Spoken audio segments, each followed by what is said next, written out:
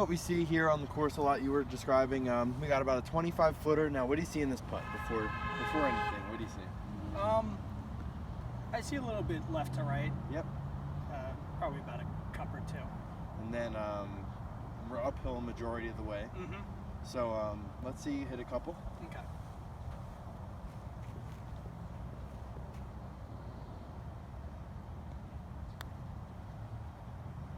Well, that's just not good. A little short. Yeah, I have a tendency to leave them short more than I do put it past the hole. Right, especially uphill, that would Mm-hmm. bring that out, especially.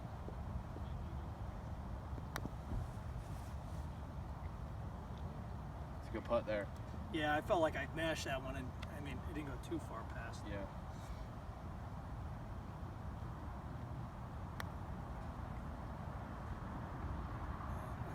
Short again.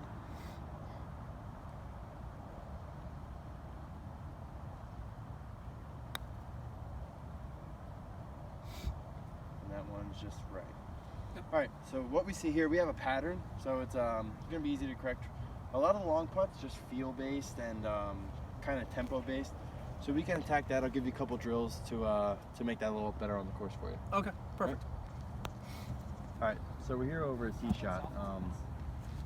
Let's see, where's your starting line and what kind of shot shape are you looking for here? I mean, something like this, I would try and aim, well, I'd be trying to start over that light blue pole, kind of going towards that yellow pole in the back. Yeah. So, I mean, that's typically how much I cut it, maybe like 5 or 6 yards. So let me ask you something. When you're on the range, do you look at it as you're hitting it over the pole, or do you try and envision a fairway? Or I'd look more at just at the poles. Yeah. All right, so how about we envision the first hole here at Hackwood.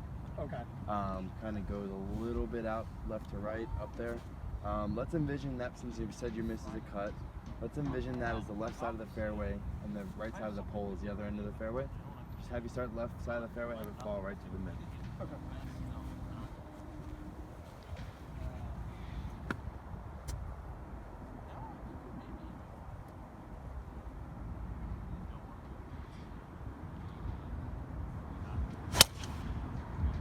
All right, a little bit of a straight ball.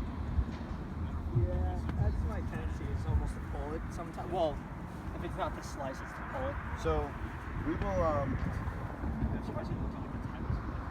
Let me ask you another question. When you line up and you want to get your start line, what do you just kind of feel your way, or what kind of steps go into that? I don't really. Well, I do think about it, but not too much. I focus more on my target with my swing than I do my stance. Very feel-based when it comes to lining up. I'll give you something here to try. What I like to do is I like to pick out an intermediate target just to double check the line, because it's very difficult when you're standing up to kind of feel yourself, because your shoulders, your feet could all be pointing different lines. I like to pick out a ball about a yard or so in front of the ball I'm about to hit. Okay. Line it up where you want to start it. That way you know your club face is square to that target. Okay, so almost like that leaf right there, like would be on line with target, right? Perfect. Yep. So go ahead and give that a try, see if we can get that started on target a little bit better.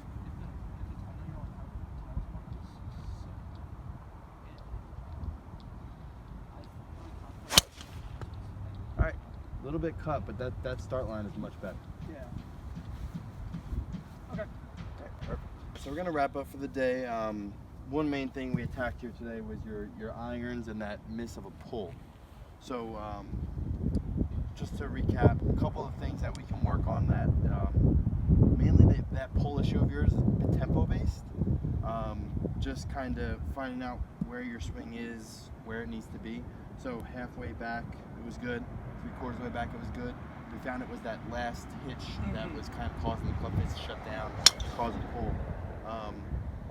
What's one thing on the range you can do to kind of?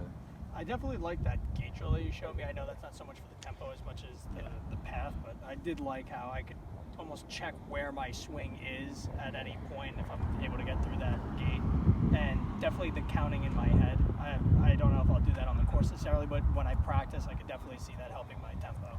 Yeah, so the gate drill, not only for tempo, like you said, but just to kind of give yourself a check with where the club face is going, get impact and all that. That's a good drill, useful drill for a whole bunch of things. All right, so we'll see you out there for the next lesson. All right, sounds good. Thanks, man. All right, so we're here in the bunker. You just hit a couple good shots. You're getting them up on the green. Now we'll talk about control. Do you ever think about trying to spin it, release it, or are you just more likely trying to get it out? More get it out when I'm chipping or pitching. I can control that better. Yeah. But when I'm in the bunkers, it's just try and get on the green. All right, so now that we're getting it up there more regularly, what's one thing control-wise you think would put more spin on a bunker shot? Probably open the face. Open the face? Maybe if it hits more grooves. That could do it. What I'm thinking of is more of a follow-through kind of thing, a get through the ball kind of thing. So it tends to be a lower follow-through, kind of creates a little more check on the ball, whereas a higher follow-through up here will kind of get it out, plop, and release. Okay. So let's try and get a low follow-through. Now remember, don't decelerate the club, keep it going through, but just kind of feel like you're kind of finishing down here. Okay. Same length takeaway though? Same thing, just kind of cut off, kind of like you're hitting a punch shot. Okay. Just kind of cut that finish off in the bunker. Okay.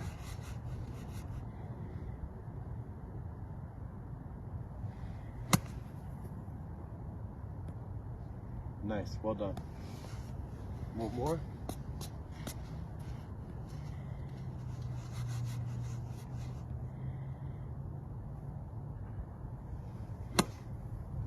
Very nice. All right, so now opposite of that, try and find a higher release. So still same swing. This one you tend to swing a little harder because you're thinking high release, get it up. That's not the case. Just instead of cutting it off, just kind of finish that swing more and let it kind of get up in the air. It'll So same follow through speed. Same follow through speed. Just get that finish up instead Okay. of kind of cutting it like you would a punch shot. This is more of a full swing Okay. release. So open the face a little bit more on this, or keep it the same? Keep it the same. Okay. It's just how the ball reacts once it hits the ground. Okay. All right, just a little bit behind the ball. That's fine. Okay. That's the bigger swing there. That's the tendency to miss there. It's the bigger swing. Yeah, and I slowed down a little bit. It felt Just like a little I did deceleration. Yeah, that's what we were talking about earlier. Remember, first things first, get it out, and then we'll focus on the just kind of release Okay. that club high. Nice, well done. And see how that just kind of tends to hit and release a little bit more? Yeah, that looked like it ran out probably like 15, 20 Yeah, feet. yeah. So that's going to release a little more. Just think of release the easy way to remember. Release the club. That ball's going to release, and then when you kind of chop that down, it's going to check a little more. Okay. So yeah, hopefully those two things help you with your biggest weakness. Okay, yeah, I'm hoping so, because I definitely do need some help with that. Perfect. Yeah.